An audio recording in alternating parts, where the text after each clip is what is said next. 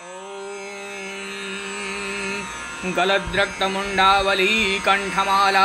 महाघोदरावा सुद्रंष्टा कराला विवस्त्रा श्मशानालया मुक्तकेशी महाकालकामा कुलाकालिकेयं भुजे वामयुग्मे शिरोषिं दधाना वरं दक्षयुग्मे भयं वै तथैव सुमध्यापि तुङ्गस्तनाभारनम्रा लसद्रक्तश्रिक्कद्वया सुस्मितास्य शवद्वन्द्कर्णावतंसास्तु केशी लसत्प्रेतपाणिं प्रयुक्तैककाञ्ची शवाकारमञ्चाद्भिरूढा शिवाभिश्चतुर्दिक्षु शब्दायमानाभिरेजे विरञ्चादिदेवास्त्रयस्त्रे गुणास्त्रीं समाराध्य कालीं प्रधाना बभूवुः अनादिं सुरादिं मखादिं भवादिं स्मरूपं त्वदीयं न विन्द्यन्ति देवा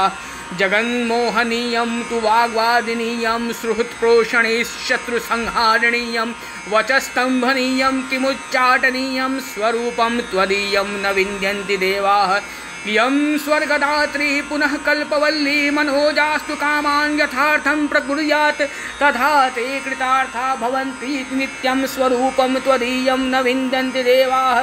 सुरापानमत्ता सुरभक्तानुरक्ता लसत्पूतचित्ते सदा विर्भवत्ते जपध्यानपूजा सुधा धौतपङ्का स्वरूपं त्वदीयं न विन्द्यन्ति देवा चिदानन्दकन्दं हसन्मन्दमन्दं शरच्चन्द्रकोटिप्रभापुञ्जबिम्बं मुनीनां कवीनां हृदि ज्योतयन्त्यं स्वरूपं त्वदीयं न विन्द्यन्ति देवाः